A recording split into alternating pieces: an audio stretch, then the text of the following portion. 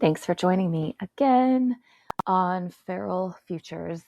So, we are on the topic of sidereal astrology, and I'd like to remind myself and remind you that one of the reasons why I'm talking about this at this time is because, in my experience with it myself, I believe that this is one of the tools that will help some of us navigate all of the other unveiling that is going on in the world.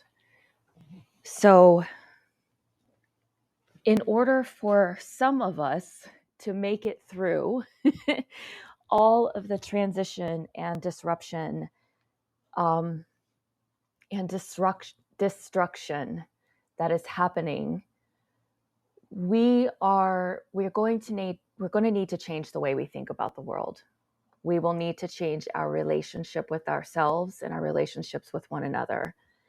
And that ability to think and be and respond in new ways is something that can be done to us, so we can have traumas and dramas and impact coming at us from the external world, which it is going to do anyway. Or we can make the decision, and it's a moment by moment, day by day decision, to be the ones who are choosing to respond differently, choosing to be curious about what we think we know and what we think we're seeing.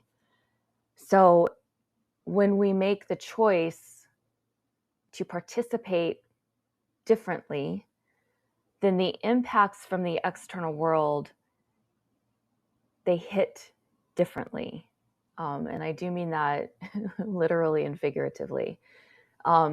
We can think about people who talk about falling and how some people will teach the art of falling in ways that do less damage to the body. And it has to do with the ways in which we surrender our musculature and surrender the breath and things like this. I'm not a trainer in that. I've just participated in some of those exercises over the years as a body worker. I'm trying to think of some other examples. Examples always help me locate myself in a situation if I'm being introduced to foreign concepts like math. So if something comes to mind, I'll come back and add that in.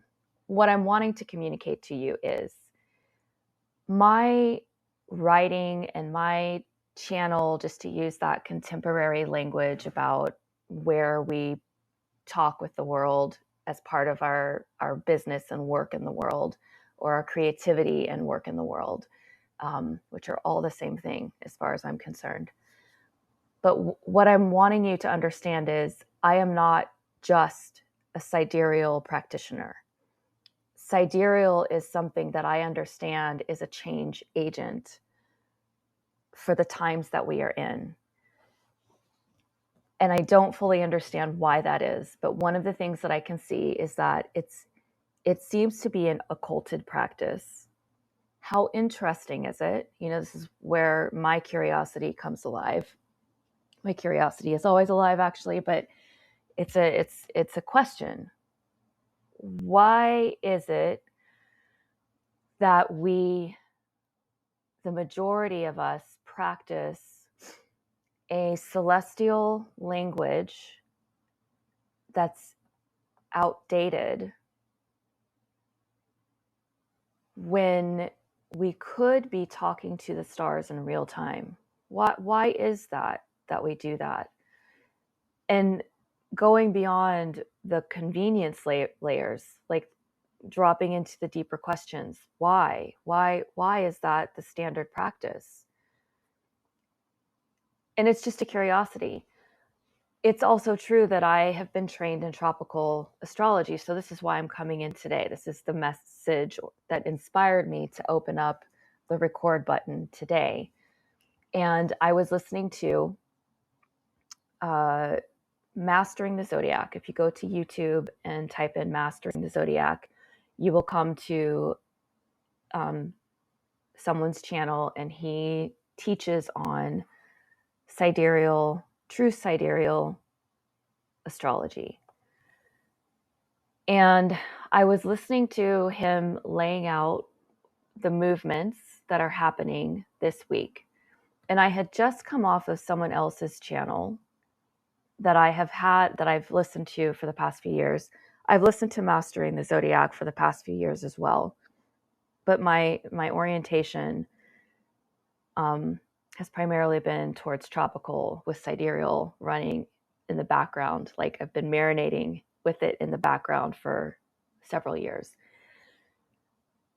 And what I realized is I don't understand what this man is saying. Even though he's saying the same words, he's talking about Mercury, he's talking about Pisces.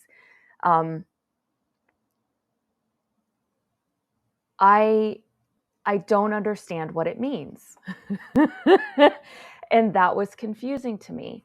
And I realized that it's important for me to come in here into this space with you, the listeners, and remind you that I am a student of this with you. Even though I know enough of the language of astrology to have done readings for people. I have read people's charts and I have read them well. And people have walked away with a deeper, meaningful understanding of themselves that then we can create some practices around for them to like embody. That's my work. I started out as a body work. I love this esoteric intellectual word knowledge, but then I bring it back down into the body. How do we actually implement and live this stuff out in real time? So that's the work that I do with people. But as I am turning my practice in the sidereal direction, I'm realizing I don't understand how we do the tropical. So a question that came to mind is, are we reading a script? Like, how do we in tropical astrology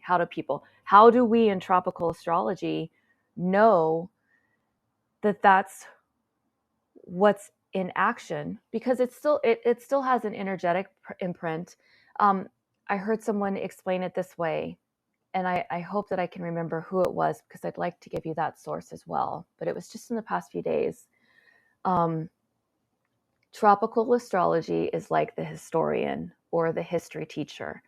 So that is the version of the astrological language that understands what has happened in the past. And it's still operating from a past lens. So when we look at the future, we can see the patterns and say, this is likely to happen based on what has happened repeatedly for generations into the past. That is a valuable skill to have. So like I said yesterday, I am not upset with tropical. It is not my intention to deliver the message that tropical is ineffective or it's wrong. That's not what I'm saying. What I am asking is, why don't we use the in the moment now sky in astrology? And why is it so difficult for my mind to be able to look at what's actually occurring right now in this moment with my sky maps and feel a disconnect, not be able to take the language as fluently? Like the students that I work with who are learning English, that, one of the things that students ask me all the time is they want to be fluent in the language. They want to sound natural. They don't want to have to think for their words.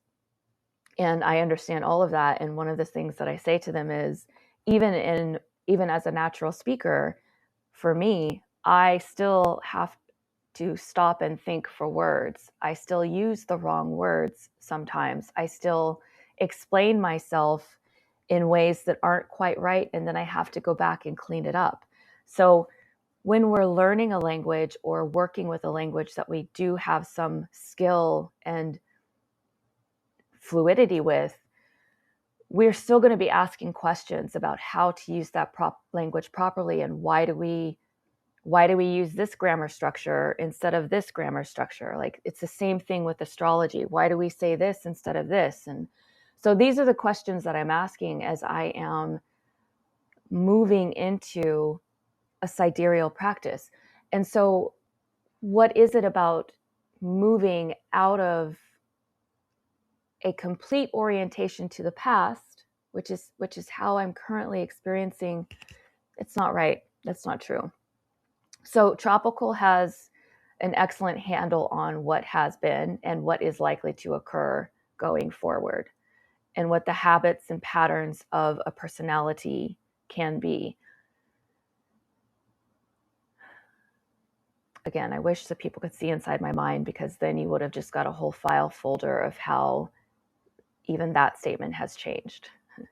For example, in classical astrology, old ancient astrology, people used to identify people's astrological architecture by how they looked, by their features.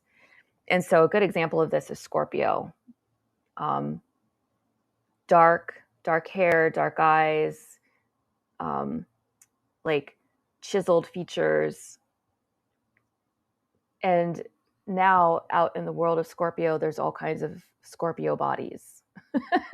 So things like that are, I personally don't find them accurate or useful.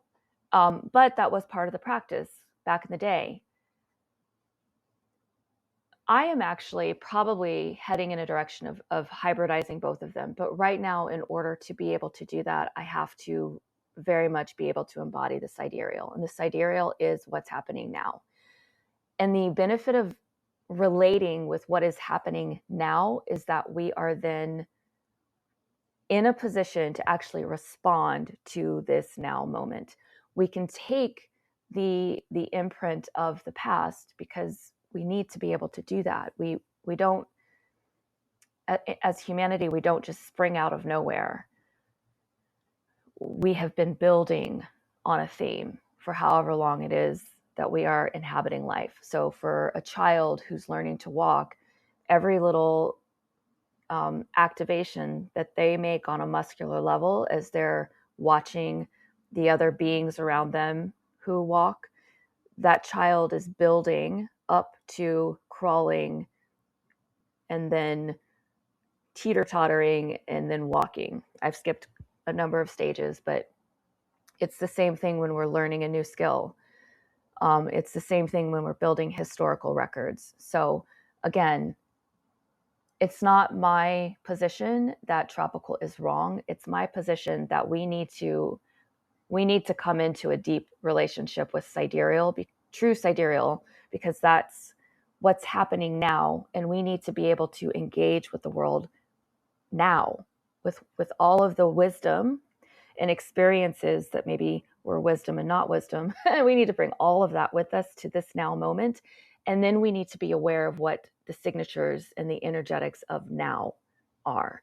And that's tuning into the sky over our living minds and hearts now. So in tropical, I think, so we've got the equinox tomorrow, or the 21st, depending upon where you are. And in tropical, we're saying that we're moving into Aries.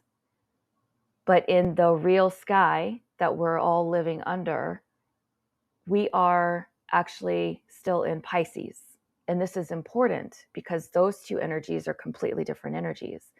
I say completely different energies. They're on a spectrum, but it is the dream time and then the activation time. And it's the void space and the embodiment space. It's the inward world and the external expression. So we're still in the Pisces phase, and that's important. It's important to not rush our gestation. It's important to receive from the experience all that we can receive so that we can step fully into the next experience unrushed. there's something about tropical that's just very neatly packaged. So every 30 days we transition into the next sign. It's like very corporate. Okay, we're going to do this, and then we're going to do this, and we're going to do this, and it's going to look the same each time, and we're going to give it a different vocabulary so that we feel like we're shifting, but we're not actually moving with the rhythms of the earth that we're actually living on. Like in some ways, the tropical practice is very cerebral, and the sidereal practice does require us to become more a participant in our bodies as part of the body of Earth. So these are some of the things that have been occurring to me as I continue to shift my thinking and wrap my mind around what it is to be to practice in the sidereal framework. And one of the things that I realized today is that I need to be honest with you guys. Like, I think that it's probably come out, been apparent, but I need to explicitly say, I am a student of this practice with you. I was a student of the practice with tropical, but sidereal is requiring different parts of my brain. I am having to develop a different kind of relationship with it. And part of it has to do with my own understanding of the sky and how to read the sky. And it's turning out to be an interesting challenge at the moment. So there it is. I don't know that I will always do a daily conversation. I've enjoyed it so far, but I don't know that I will always have that practice or have something to share in this way.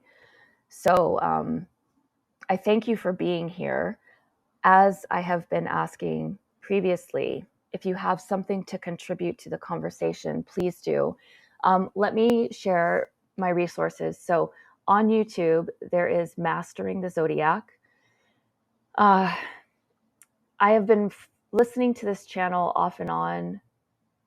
I don't know, since I don't know how long it's been. It's been through the COVID season, like 2020 and beyond. But I might have come across it a little bit earlier. I don't remember. That channel will lead you, if you follow their links, they will lead you to a true sky sidereal chart calculator that you can use for yourself.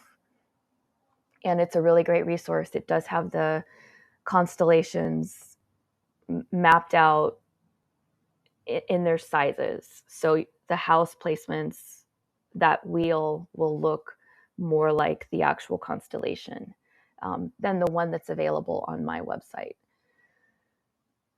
And then the second one is the primary person that I am learning, that I am studying with. Her name is Dr. Dani, and she is on YouTube. She's on Facebook, and I believe she's starting a new Patreon. So there's a few ways to tune in and get some information, get some language and some of that frequency for yourself if you're interested. Okay. Have a great day.